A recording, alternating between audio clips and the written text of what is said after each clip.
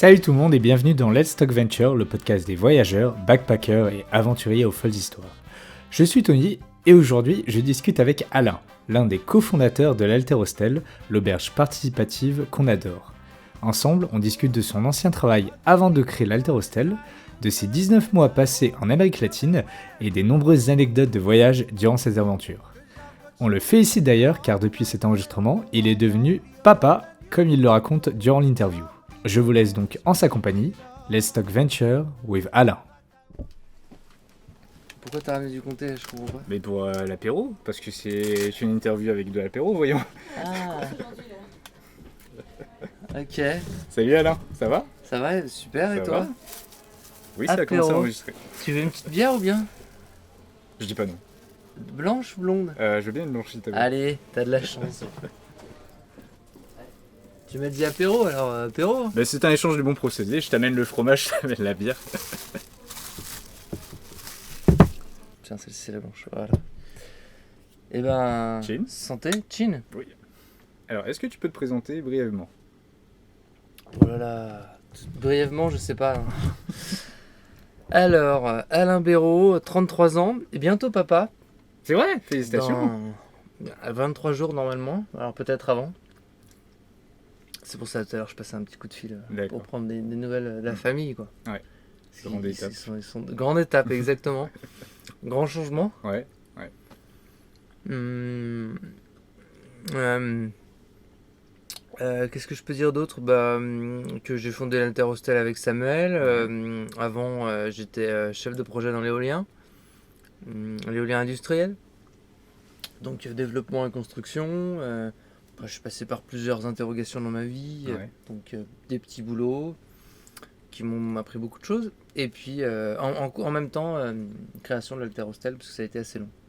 Et tu m'avais dit ça avait pris 5 ans, c'est ça? Ouais. À faire l'Alterhostel. 5 ans, ouais, c'est... Et t'as quitté l'éolien quand? 2013, juin 2013. D'accord. Si t'avais vu que ça... C'était une bonne idée, mais c'était pas si bien fait que ça au final. D'accord, de quitter l'éolien? Non, parce que en fait, c'est quand j'avais vu en cours que l'éolien, en fait, c'est une très bonne idée, sauf que c'est pas si efficace que ça au final. Enfin, là, c'est un autre débat, tu vois, mais c'est... On peut en discuter, je sais pas combien de temps on a. 45 minutes, une ouais. heure, c'est comme tu veux. Moi, à la base, je suis anti-nucléaire, donc ça va pas être un avis subjectif. Pour moi, l'éolien, c'est une composante d'une production énergétique. Ouais. Et en fait, il est mal fait en France, puisque ça devrait être, comme tout moyen de production énergétique, ça devrait être étatique. Le problème, c'est que ce sont des entreprises privées qui... Ça veut dire quoi, étatique déjà? L'État, c'est l'État qui gère. Ouais. Comme à l'époque, après-guerre, on a créé EDF, c'était pas pour rien. Et en fait, maintenant, c'est privatisé. Tous les moyens de production, donc chacun fixe ses prix, c'est sûr. Mais l'éolien, du coup, tu prends une part du terrain, et, donc il y a un impact, qu'il soit négatif ou positif, il y a un impact. Que ce soit sur les animaux et sur la terre, puisqu'il y a une terre arable qui ne devient plus agricole. Donc du coup, il faudrait que ce soit compensé par l'un et par l'autre, et il faudrait que l'État puisse compenser. Et là, du coup, ce sont une guerre des entreprises privées qui achètent en fait des terrains. Okay. C'est ce qui se passe. Pourquoi ça peut plus être agricole? Parce qu'il y a une grosse plateforme entre 2000 m² et 5000 maintenant qui est stabilisée. Parce qu'il y a des passages de câbles, parce qu'il y a des gros camions qui viennent dessus. Ah ouais, d'accord. Ok. Ah, je savais pas que ça prenait autant de place en fait pour mettre en place de l'éolien. Ok. Pour moi, c'est un bon mode de production. Ouais. Comparé au photovoltaïque. Mais il est mal géré. D'accord. Moi, je bossais pour une multinationale espagnole en France, un fonds d'investissement allemand achetait. D'accord. Okay. Donc c'est là qu'on voit que c'est compliqué. Donc du coup, j'ai utilisé mes compétences dans l'industrie pour monter un parc éolien participatif en France, en Bretagne. Mon pays dont je suis originaire. Pays. Exactement. Où est ton drapeau? J'en avais un avant à l'Alter. Quand tu te connectes, tu vois, il a disparu. Et du coup, ce parc éolien fonctionne, Bégane. Et on a... C'est un financement participatif, donc il y a eu 12 millions et demi de levées. La grande chance, c'est que la Bretagne est une terre antinucléaire. Ouais. Donc du coup, beaucoup de marins bretons qui ont un petit peu de sous de côté ont participé. Cool. Et ça a pu à hauteur de 50-60 000 à chaque fois. Donc du coup, ça donne des gros coups de pouce. Ouais. Et on a pu faire une grosse levée de fonds. Et ça a fonctionné. Et donc du coup, on a calqué ce moyen de financement pour financer l'Alter. D'accord, trop cool. À une échelle beaucoup plus petite, bien sûr.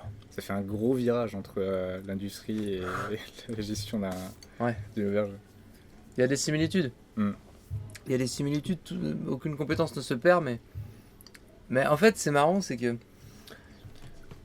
quand je travaillais dans l'éolien, je disais toujours, j'ai envie d'arrêter de travailler dans l'éolien pour gérer plus d'humains. Ouais. Parce qu'avant, je gérais des machines. Je gérais de l'humain aussi, mais c'était différent. Et là, du coup, on est 9, une équipe de 9 personnes, et on gère plus d'humains que de techniques, que de machines. Et j'avoue que c'est une composante qui est compliquée, qui est difficile, parce que c'est la composante là où on a le moins bien réussi, je pense, à l'Alterostel. Parce que dès qu'il y a quelqu'un qui est bien, il va vouloir partir. Enfin voilà, l'humain, c'est compliqué, il faut le comprendre. Et puis... Dès qu'il y a quelqu'un qui est bien, il va vouloir partir. Dans l'équipe, ouais. Ah bon? On est quand même à 22 salariés en 23 mois. D'accord. Donc ça fait un salarié qui part chaque mois. Ah oui, quand même. On nous compte en nous, si tu veux, mais c'est le monde à l'heure actuelle instable, je dirais. Ouais, c'est tout le monde en fait se cherche un peu dans les travails et une fois qu'on a fait le tour, on change d'expérience pour aller ailleurs. Non, c'est ça, on peut regarder, hein. Mais si je dis pas de bêtises, 21 en nous comptant. Donc, et ça, c'était en combien de temps? En 2 ans? 23 mois. En 23 mois. Donc ça fait quasiment un par mois. Et ouais, c'est la principale problématique, en discutant avec d'autres professionnels, que ce soit, là on en discutait avec Olivier, un passager tout à l'heure, avec qui tu as discuté, son frère, a un magasin de moto, bicyclette, vélo là. Et lui, il a du mal à trouver des gens compétents, mécanos quoi. Un mécano, il a du mal à trouver compétent. Donc je pense que la problématique de l'humain revient dans toute entreprise, qu'elle soit grande ou petite. C'est lié après à notre problème sociétal, de chômage, ainsi de suite. Mais bon, c'est un grand débat. Là, 1 heure, on n'aura pas assez, c'est sûr. Du coup, en parlant, tu m'avais dit que tu avais bossé pour une compagnie espagnole. Oui. Parallèle, du coup, Bretagne, coin de la France, qui va tout droit vers les Amériques latines. Et du coup, en fait, donc ce voyage, tu m'avais dit, tu as passé combien de temps? 18 mois. 18 mois en Amérique latine. À quel moment de ta vie? C'était je faisais mes études, j'avais fait un stage, j'ai eu la chance de faire des études, de partir mes études en stage, à Mendoza en Argentine. Et puis j'avais Cordillère des Andes, du coup, j'avais pas eu le temps d'aller découvrir Buenos Aires parce que c'était de l'autre côté. Toujours prépare le temps. Et du coup, je m'étais dit que j'allais y revenir. Et j'ai fini mes études, j'ai travaillé pour pouvoir financer le voyage, forcément. Et j'y suis reparti après 1 an. Puis entre-temps, je suis tombé amoureux de l'Uruguay. J'ai une petite amie uruguayenne, donc voilà, j'étais partagé entre Buenos Aires et Montevideo. Et quoi? Et Montevideo, la capitale de l'Uruguay. D'accord, ok. Et Rio de la Plata, j'étais entre les deux. Du coup, tu es polyglotte français, anglais, espagnol. Je maîtrise moins bien l'anglais, de loin. Mais je m'en sors, je le comprends. Mais je m'en sors bien en espagnol. Ce qui peut être un atout. Comme là, tout à l'heure, il y avait une brésilienne. On se comprend du coup. Parce que c'est pas les mêmes accents. Du brésilienne du sud. On va se comprendre. Qui n'est pas du tout pareil, la même manière de parler que aussi les Espagnols espagnols. Non. Qui ont un accent plus... et puis même au-delà de ça, vocabulaire, là, tout à l'heure, donc il y a Workaway, Alfonso, qui est espagnol, donc on parle un peu espagnol. Et il me disait, c'est ma dernière journée à curar. Et je ne savais pas ce que c'était, curar, parce que c'est travailler, c'est bosser en fait. Ah, Et en Amérique du Sud, on dit laburar. Et laburar, ça vient de l'italien en fait. ah, Le sud-américain, on va dire, est plus proche de lunfardo, on dit, plus proche de l'italien ouais. que de l'espagnol d'Espagne. J'ai même vu quand je devais être en Colombie et puis on faisait un asado, un barbecue avec des Argentins. Et il y avait un gallego, comme ça se dit là-bas en Amérique du Sud. Les Espagnols, ils sont surnommés les gallegos, les Galiciens, parce que c'est ceux qui sont venus coloniser l'Amérique du Sud. Et on dit gachego même. On Et a des bons clichés, on est, Hein, on est bien vu là-bas. Ah, petit colonisateur. voilà, c'est ça. Tu reviens sur les terres de tes ancêtres. Hein. Et du coup, des jeunes Argentins qui discutaient entre eux, et on discutait même entre nous. Mhm. Et à un moment donné, il y a le gachego qui dit: J'ai strictement rien compris de ce que vous avez dit. Et ils parlaient la même langue, mais ils se comprenaient pas. Attends, entre qui? Entre le galicien Ouais, et les Argentins, ok. parce que c'est un peu un langage de rue. Ouais. Et du coup, ils se comprenaient pas. Il y a les accents qui sont différents, ils se sont pas compris. Et il a même dit: Comme quoi, ça peut être la même langue, ça peut être. Je pense que ça peut être pareil avec un chinois qui est du sud et le chinois qui est complètement à l'ouest, quoi. D'accord, à ce moment-là. Ah oui, oui, il y a des différences Tu qui penses sont. que si on doit faire un rapprochement, c'est similaire à un Français et un Québécois ou pas? Ou Non. c'est... Non, il y a plus de différences. Pour moi, il y a plus de Il y a différences. encore plus de différences? Ouais. Oh la vache. Il y a plus de différences parce que le vocabulaire que les Québécois utilisent, Hmm. on va dire que c'est un vocabulaire qui est plus ancien pour nous, D'accord. alors qu'en Amérique du Sud, il y a une influence italienne. D'accord, ok. En Amérique du Sud, moi, c'est à Buenos Aires, j'ai souvent entendu à la 6 de la matina. C'est à 6 heures du matin, mais c'est complètement un mélange c'est le lunfardo, c'est la langue de Buenos Aires, on appelle ça, c'est un dialecte. Il y en a plein des exemples, hein, comme ça, laburar. Il y a tout ce qui vient de la rue, tout ce qui devient familier, en fait, a une influence italienne, puisque D'accord. il y a un célèbre dicton qui dit, alors j'essaie de le retrouver, un Aztèque descend. C'est quoi? C'est un Inca descend. Un Inca descendu. Je sais plus ce que c'est. Ta ta ta ta ta De ta. la Et à la... pyramide. Ouais, je sais De la plus. Et à la montagne. fin, on dit l'Argentin descend du bateau. Parce que du coup, c'était principalement de Gênes. Et, et je pourrais souligner, du coup, j'ai un très bel exemple amical. Marcel, chez qui j'ai travaillé, donc une petite quincaillerie familiale. Son père est franco-uruguayen. Ouais. Et du coup, lui est né en Uruguay, il est revenu en France. Mais son père est marseillais à la base. Il y a eu la guerre en Indochine. Et donc, du coup, donc la grand-mère de Marcel a dit toi, mon fils, tu feras pas la guerre. Donc, ils sont partis avec un bateau de Gênes.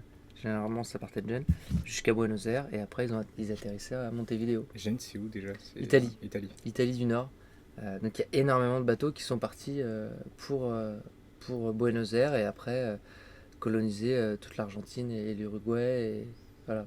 Donc, ils ont une grosse influence italienne. Ah, cette Europe colonisatrice. Exactement.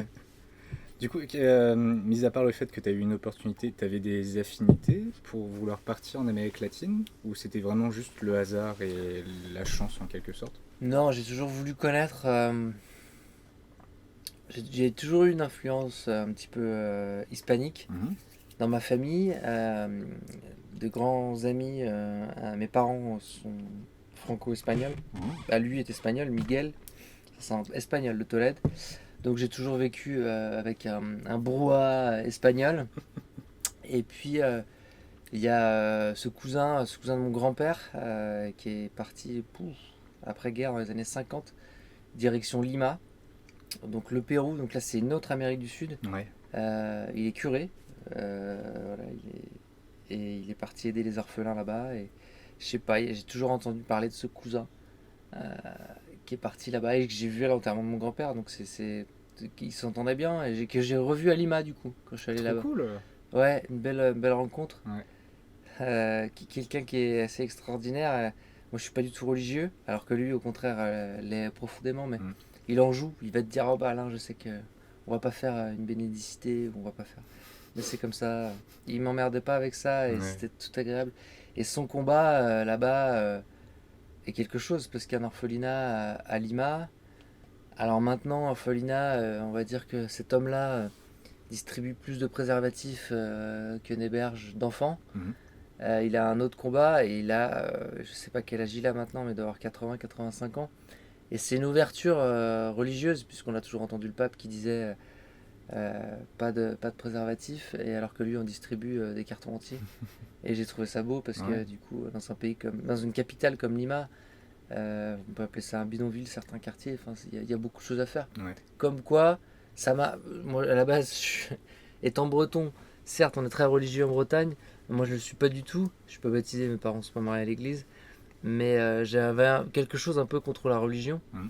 Et là, je me suis dit, bah, la religion peut faire quelque chose, Ouais. puisqu'elle a des moyens financiers et humains surtout, des gens qui sont à l'intérieur, qui peuvent faire des choses. Mais je pense que c'est comme partout dans l'humanité, en fait, tu as des personnes qui sont bien dans tous les domaines et tu as des personnes qui sont moins bien dans tous les domaines. Et malheureusement, avec les médias d'aujourd'hui, on voit plus, par exemple, dans les personnes qui sont un peu choc, en quelque Ouais. sorte, dans même le côté religieux, Ouais.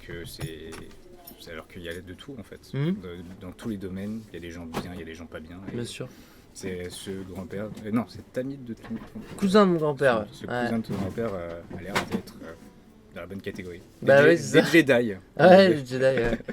Ouais, et puis pour la petite histoire, c'était assez marrant parce que du coup, on est allé manger dans un petit restaurant là-bas, donc bon, à base de riz, et de poulet. Oui. Enfin. Parlons de riz. Et du coup, il me disait, ah bah ça me change un petit peu des pensionnaires que j'ai, parce un homme qui a 80 ans. Mhm. Il me disait, le plus jeune a 88 ans.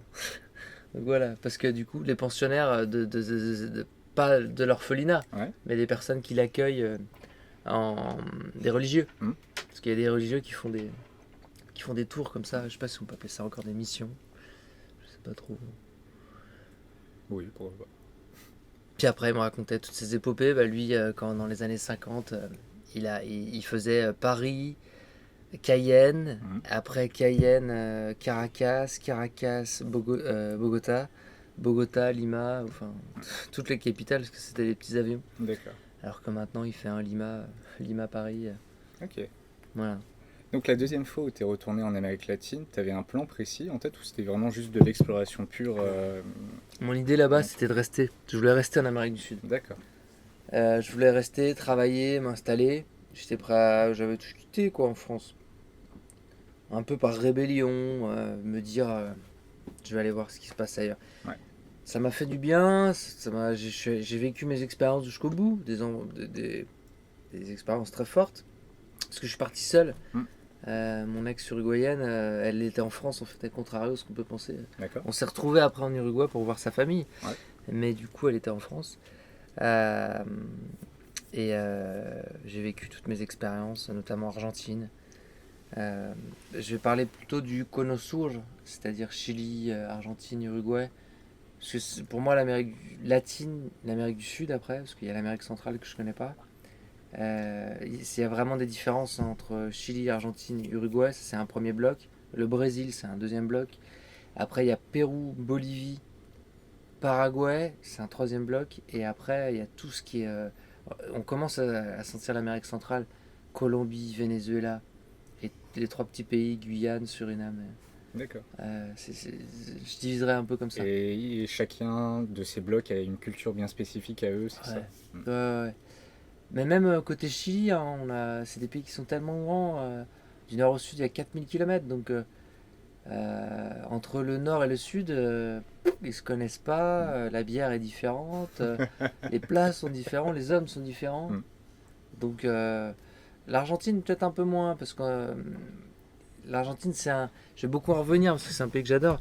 Il a une histoire, ce pays a une histoire particulière avec toutes ces problématiques financières qu'il a à l'heure actuelle encore et qu'il a eu. Il a dû faire zona franca. Zona franca, c'est des zones épargnées d'impôts, des zones franches, voilà, des zones D'accord. franches dans le sud. Donc il a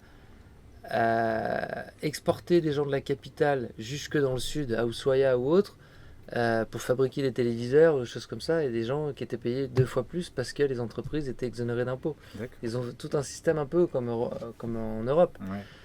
Alors qu'au Chili, je sais pas s'ils l'ont. En Uruguay, ils l'ont pas. L'Uruguay, c'est pareil, c'est un pays, on pourrait en parler, ça fait la taille de la région Rhône-Alpes-Auvergne. Ils sont 3 millions.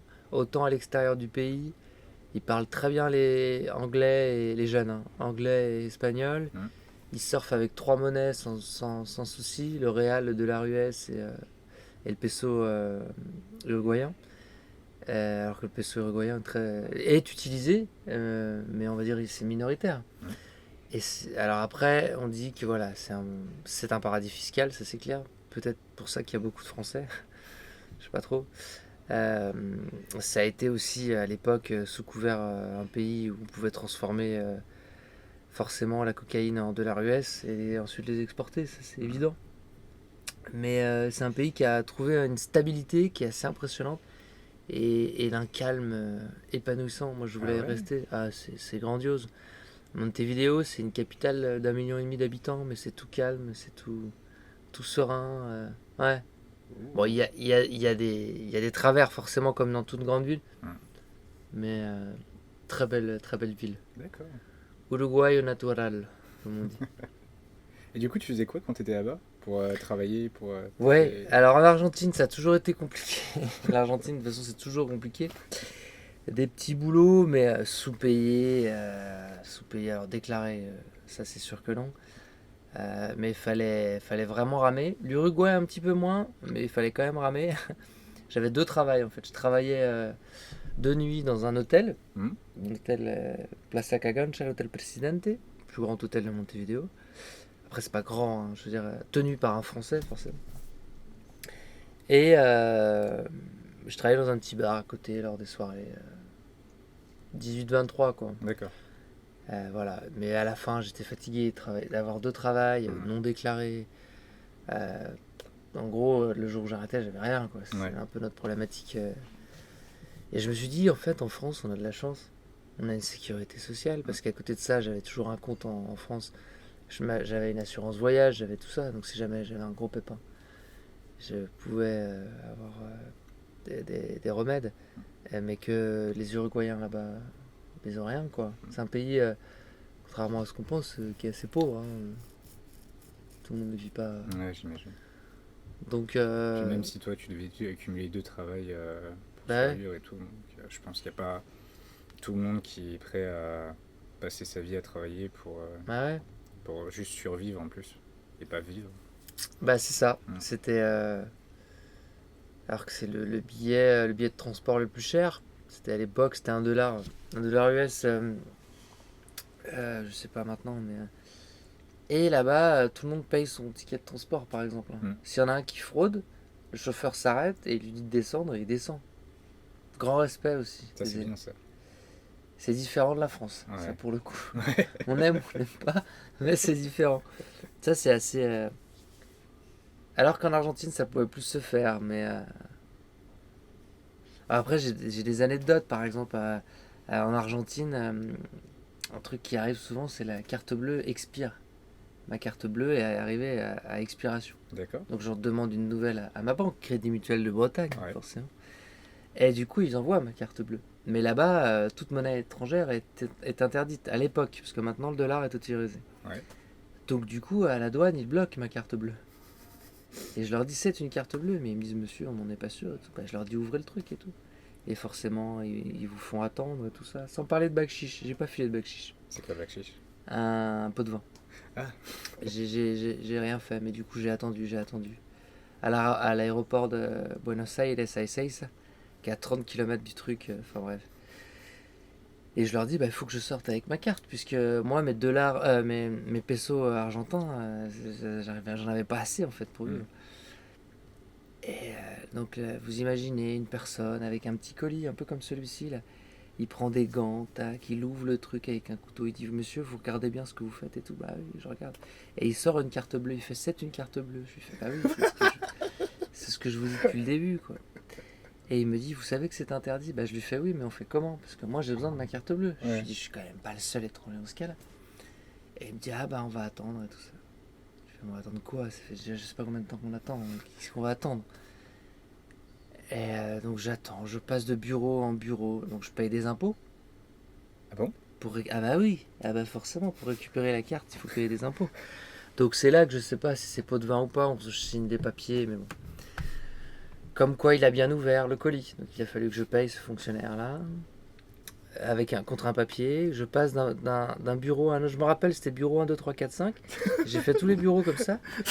Puis arrivé au 5e, on me dit vous retournez au premier. Je fais c'est une blague, je vais retrouver ma carte à un moment donné ou pas.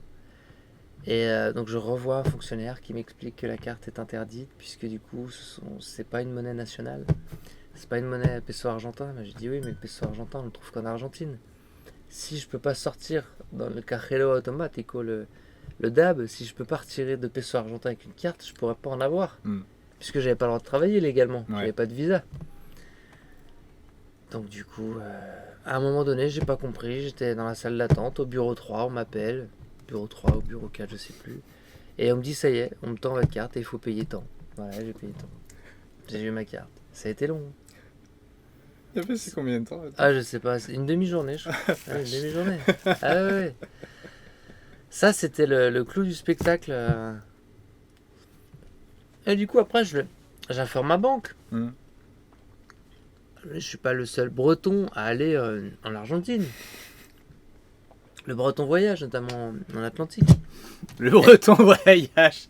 Et du coup, ils me disent bah non, mais j'ai regardé dans les petites lignes, effectivement, l'Argentine, les monnaies étrangères sont interdites. Bah, je dis oui, mais la prochaine fois, vous prévenez, quoi. Ok. Donc ça a été... je me rappellerai ma carte. Bah oui, parce que du coup... Bon. C'est là que j'ai appris toujours à avoir des devises. On n'est pas en Europe, hein. Des devises, pas mal de devises, et dans différentes monnaies. Ouais. C'est pour ça qu'après, je suis parti faire un voyage. Donc j'ai remonté toute la côte ouest, d'Ushuaia jusqu'à Bogota. Et j'avais toujours différentes devises. Donc forcément des dollars US.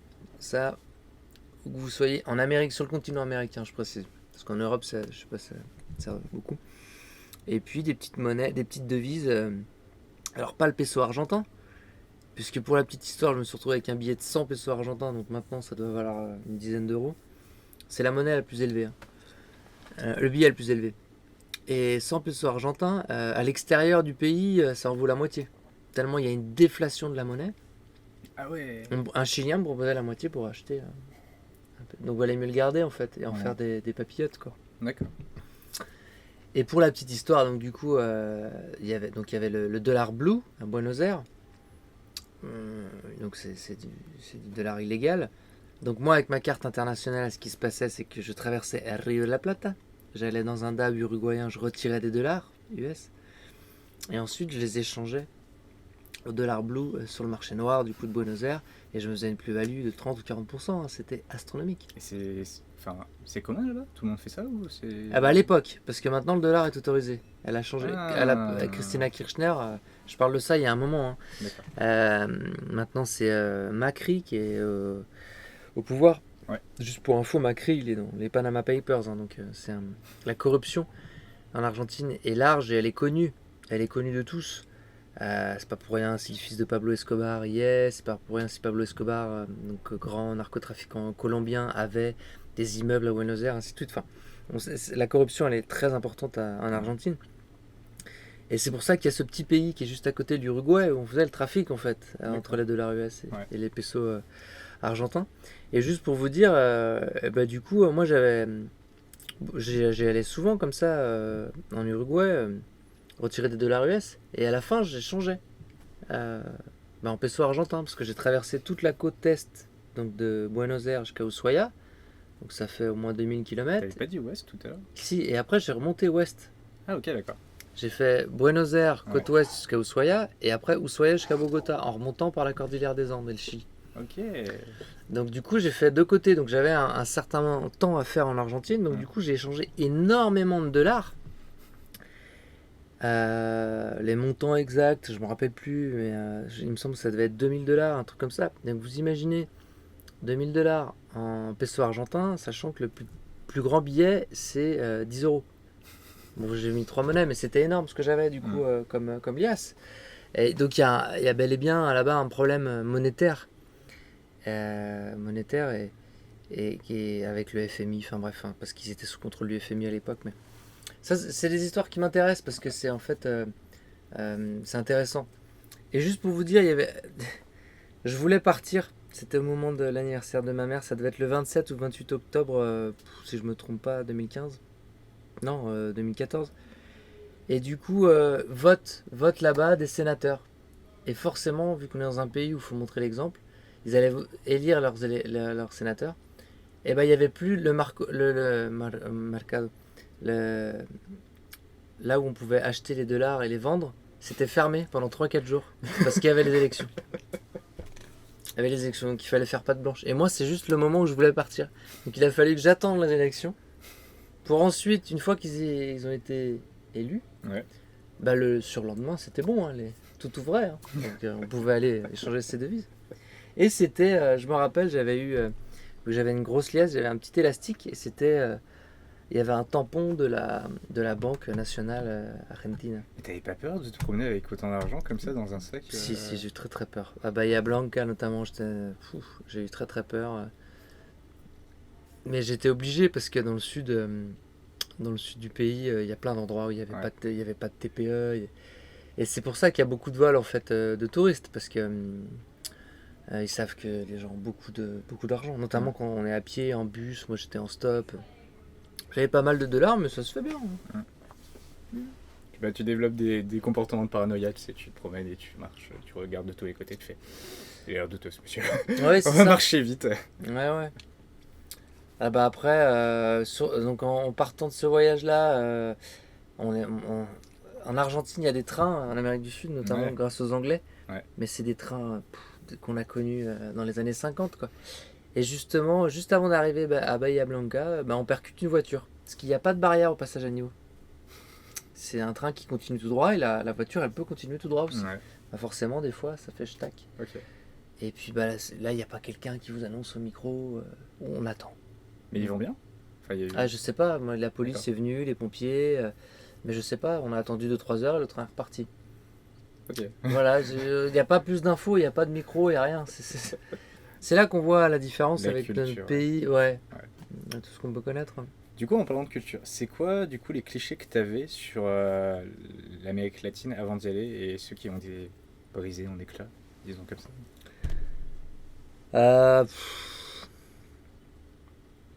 Qu'est-ce que les clichés? Ou les clichés qui sont vrais au final?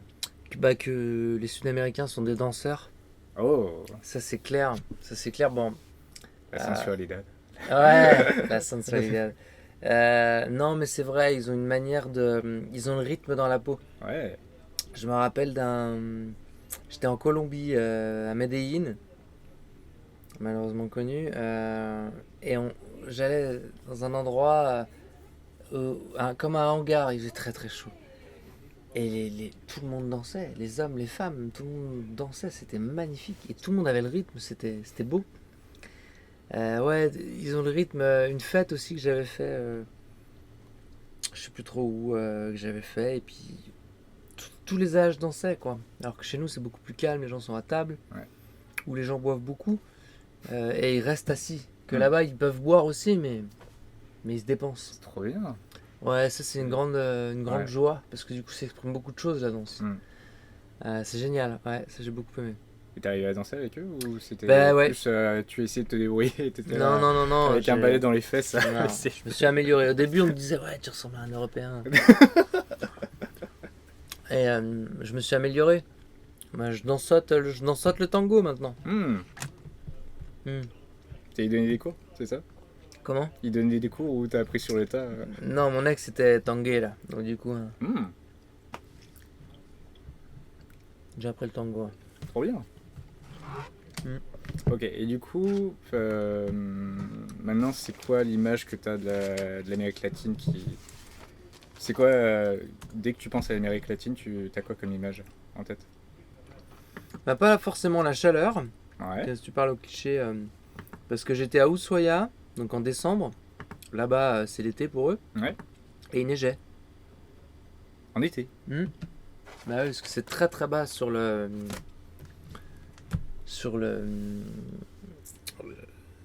bassin arctique en fait. D'accord. c'est très très bas, donc il neigeait. Ah, ok. Donc vous imaginez pas quand il fait froid, quoi. Il fait combien quand il fait froid? Ah ouais, je sais pas, mais je sais pas combien il fait, mais il fait très très froid. Ok, d'accord. Et voilà. Donc ça, c'était assez exceptionnel. Et c'est un des clichés. Bah, il fait pas tout le temps chaud, quoi. Faut y penser.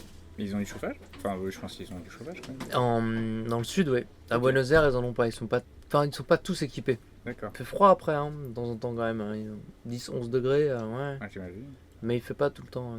Si je me rappelle de ça, à Buenos Aires, les pannes électriques, en plein été, justement, vu qu'il fait trop chaud, il y a de plus en plus de climatiseurs. Bah, des fois, ils ont le réseau qui lâche, quoi. Et j'étais au 11e étage chez une amie, dans un immeuble, donc fallait monter les 11 étages à pied, quoi. Et je pensais aux personnes âgées, aux bonoaerense, comme on dit. Comment ils font? Eh ben, ils se débrouillent, quoi. Ouais. Là-bas, ils ont pas ce qu'on a en France. Et je me dis, et on prévient pas hein, dans ces cas-là. Et quand ça revient, on prévient pas non plus. C'est là qu'il faudrait que les gens se rendent compte un petit peu en France, quand on entend tout le temps râler les gens, qu'ils se rendent compte pourquoi et ce qui se passe, quoi. Mais justement, ça, c'est les personnes qui râlent, je pense, c'est les personnes qui sont jamais sorties de la France et qui réalisent pas à quel point on a de la chance ou Bien sûr. qui savent pas que dans d'autres pays ça se passe d'une telle manière en disant waouh, c'est nous les meilleurs, ils devraient agir comme nous et tout. Exactement. Manque d'ouverture d'esprit. D'accord. Et du coup, ils ont quoi comme vision des Français là-bas? Bah, qu'est-ce qu'ils disent comme des Français? Ouais. Bon, en Argentine, il y a toujours le French kiss qui marche bien. Ouais.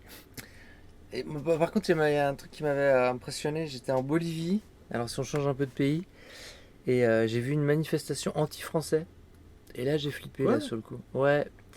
C'était à l'époque où Evo Morales est parti en Russie. Donc c'est à Ouais. l'époque Snowden et Evo Morales. Et on croyait que Snowden était dans l'avion d'Evo Morales. Et donc du coup la France, l'Espagne, l'Autriche, l'Allemagne avaient interdit le survol de ces pays par l'avion de bolivien. Donc il avait été arrêté, je sais plus dans quel pays, il me semble en Autriche pour fouille. Et donc du coup les Boliviens protestaient contre les Français. Les Boliviens ont une petite rancœur contre les Français. Ah ouais?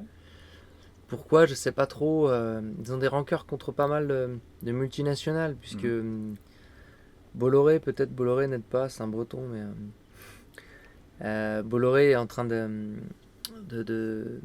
faire l'extraction d'une matière première pour faire du lithium, Ah oui. Ouais. sous le salaire de Uni. Et donc je pense qu'il y a des compagnies notamment canadiennes ou états-uniennes et françaises forcément. D'accord.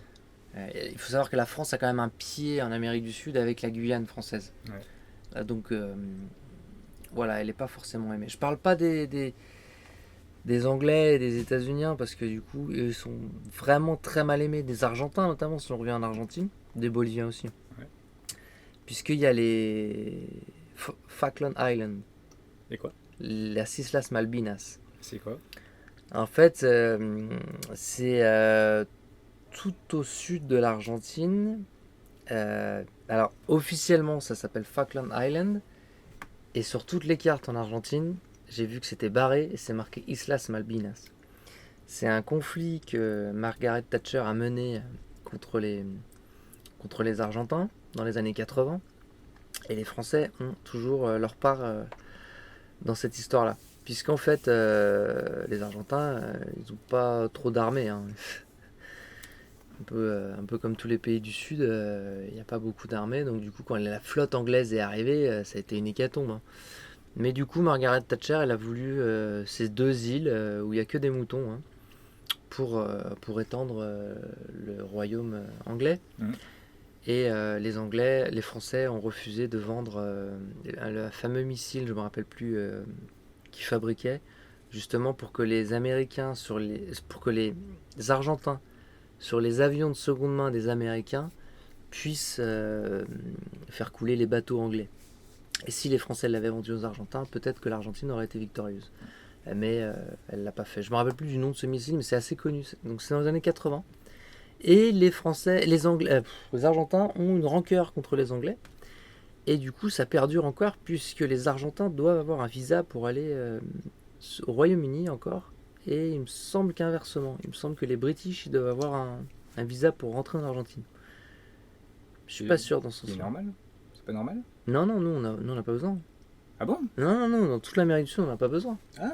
Mais les Argentins, c'est sûr qu'ils ont besoin d'un visa pour aller au Royaume-Uni. Hmm. Pas en Europe, pas en France ni Ouais. en Espagne, mais au Royaume-Uni. Ouais, donc il y a des. Donc on n'est pas, on va dire, la pire nation, mais les Anglais, les États-Unis sont pas forcément aimés. Et ça dépend des pays. Après, les États-Unis, bon, il y a toutes les dictatures argentines qui ont été renversées ou qui ont été aidées par les Américains. Donc il y a toute une histoire qui est assez. On peut parler du Che Guevara, on peut parler de Fidel Castro. Il y a toute une histoire assez commune à beaucoup de pays. Le Chili, par exemple, il parle très bien anglais parce qu'il y a des bases américaines au Chili et en Colombie. En D'accord. Argentine, ils parlent mal anglais, bah, les États-Unis sont pas trop les bienvenus, quoi. Ouais. Donc voilà, il y a plein de choses. Mm, mm, mm.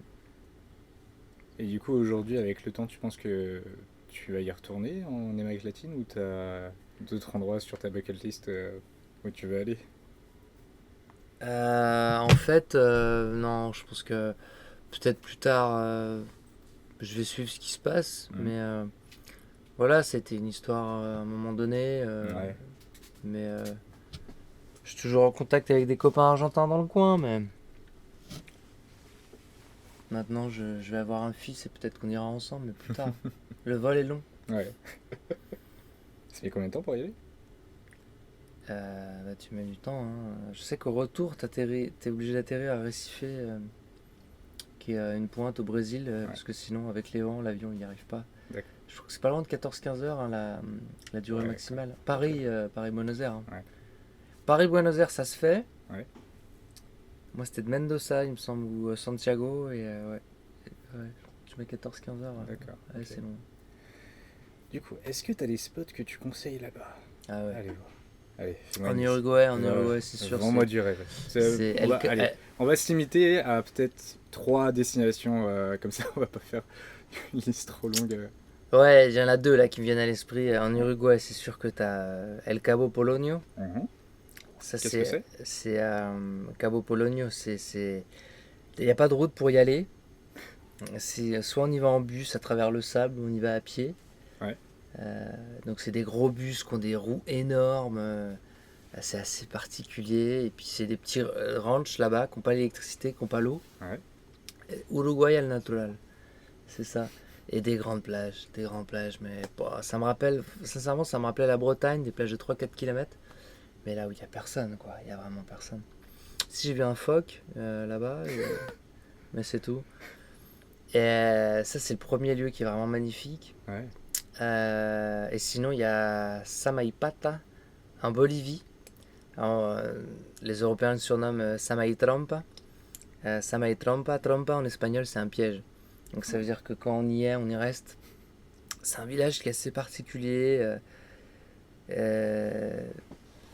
bolivien, un peu reculé. Et puis une fête le samedi soir dans un bar le long de la place. Tout le monde y va, tout le village, et tout le monde se côtoie. Bon, malheureusement maintenant, ou heureusement, je sais pas, mais il y a beaucoup d'Européens qui ont acheté les terres là-bas, qui y vivent. Pas mal de Belges. Et ça, c'était un truc assez étonnant pendant mon périple. J'y étais allé, ça m'a étonné pas. C'est assez marrant. Mm. Après, troisième lieu comme ça, un lieu. Il y a 10 ans, il y a un nouvel accès qui a été ouvert. Alors, j'ai plus les noms. Billa O'Higgins, ouais. Frontière chilienne et argentine. Billa O'Higgins et du côté argentin, je sais plus. Pour passer la frontière du coup entre ces deux pays, on passe à travers des forêts originelles, quoi. Forêt originelle? Ouais, ça veut dire que c'est des forêts qui n'ont jamais été exploitées. Trop bien. Y a rien. Ça fait très peu de temps qu'il a été ouvert. Moi, j'y suis passé. J'ai une petite anecdote là-dessus. Je vais vous raconter. Ouais. Donc, on marche. C'est des distances qui sont énormes, hein, forcément. Je sais plus, 3-4 jours. Hein. Et à un moment donné, il y a un lac passé. Mais il faut que le bateau fonctionne. Et lorsque le bateau côté chilien fonctionne pas, bah, tout le monde se retrouve... Il y a une ferme qui fait aussi office de camping, forcément. Donc c'est des gens très reculés, hein, je veux dire, pour les comprendre. Moi j'ai galéré. Hein. Ils communiquent par radio là-bas. Hein. Ils ont pas la télé, ils ont l'électricité. Et il y a des postes frontières. Donc on comprend pas pourquoi. Des postes frontières. Mais pour surveiller la frontière, mais je veux dire, ils sont très bien équipés. Mais... Et puis le bateau est en panne. Donc ça arrive, hein, un bateau en panne. Mais du coup, là-bas, il n'y a pas de... Quand est-ce qu'il va être réparé, bah, on ne sait pas quoi. Puis on était plusieurs quand même, hein, plusieurs Européens à être bloqués là-bas. Une dizaine, une quinzaine, les jours ont commencé à avancer dans les semaines. Puis à un moment donné, j'étais le seul à parler anglais et espagnol pour les comprendre. Et je dis aux gars, faut qu'on sache là, au fermier, je dis, faut qu'on sache si on fait demi-tour. Parce que moi, il me restait plus beaucoup de nourriture, j'étais à pied avec un copain. Et je dis, soit on fait demi-tour, soit il faut qu'on passe, mais il faut qu'on sache vraiment. Donc là, il prend sa radio et il appelle. Et il me dit, ouais, c'est sûr, le bateau, il arrive. Je dis, mais t'es sûr de ton coup? Parce que là, après, comment on fait? Eux commençaient à plus avoir de farine. Parce qu'eux, ils vendaient des éléments de la nourriture, forcément. C'était un petit revenu pour eux. Et ils avaient plus de pain le matin. Donc on n'avait plus grand-chose. Et puis, on attend. Toujours rien. On attend le deuxième jour. Et je dis au gars, bah là, tu t'es foutu de nous, il vient pas. Bah, je dis, je sais pas, il vient pas. Je sais pas ce qui s'est passé, je peux pas savoir. Mais il dit, t'inquiète pas, dans 24 heures, je reviens, on tue une vache. Je dis, on va pas tuer une vache. Et il me dit, mais si. Du coup, dans la nuit, j'entends qu'il revient avec son troupeau et à cheval, hein, le gaucho. Hein.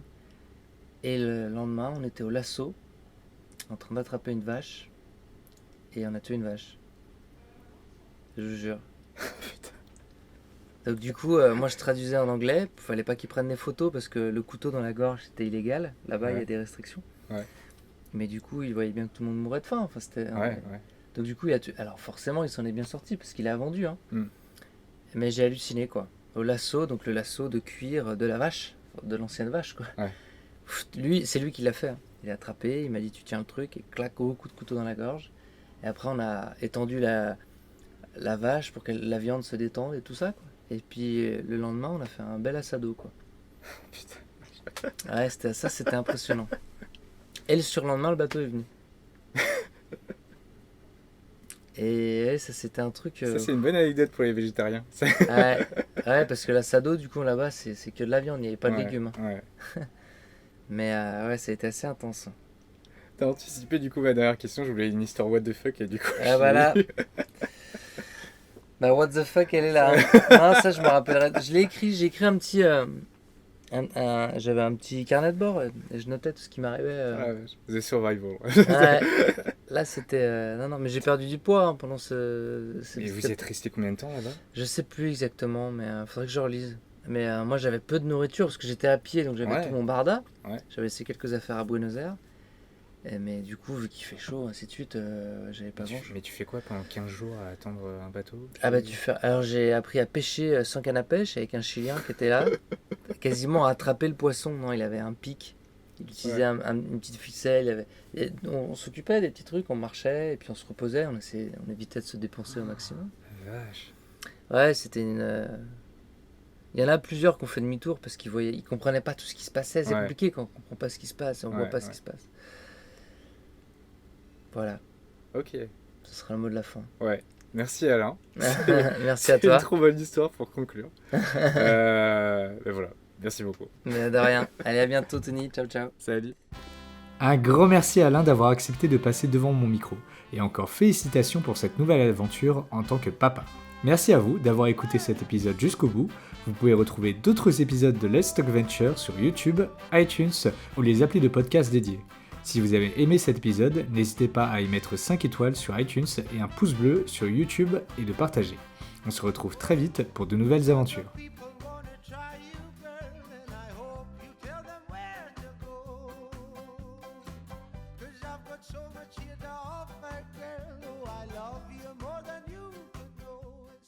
Vas-y, dis-moi. J'étais en stop sur un carrefour et je comprends. Enfin, je fais du stop quoi. J'attendais. Puis au bout d'un moment, puis le soleil tapait. Pourquoi personne ne me prend? Je voyais de temps en temps des voitures. Alors, si j'en voyais une toutes les 2 heures, c'était beau. Mais tout le temps pleine. La voiture, elle était pleine, quoi. Ah, la gueule. Même le pick-up, tu étais chargé de matos. Mais qu'est-ce qu'ils font ici? Et en fait, quand tu es dans des milieux tellement isolés comme ça, et ben quand tu pars au village du coin, qui est quand même assez loin, bah, tu préviens les voisins. Et du coup, bah, ils viennent avec toi ou ils emmènent du matos pour la famille ou je sais pas quoi. Donc du coup, les autostoppeurs là-bas, tu peux pas. Ah ouais, Tu peux d'accord. pas faire de stop. Ouais. Mais personne ne s'arrêtait pour me dire. Et donc du coup, bah, le bus est passé, j'ai arrêté le bus en stop, quoi. Il m'a fait payer, hein, mais c'était assez particulier. Et ouais, parce que là-bas, on est sur des routes. C'était la route que Pinochet a construite pour atteindre très rapidement le sud. Et c'est pas la Panamericana, c'est côté chilien, donc non goudronné, mais il faut y penser quand tu es dans des milieux isolés comme ça, bah tu peux pas faire de stop. Parce que les voitures sont pleines. Bah oui, bien sûr. Oui, voilà. Ok, super. Tu me fais revivre mon voyage.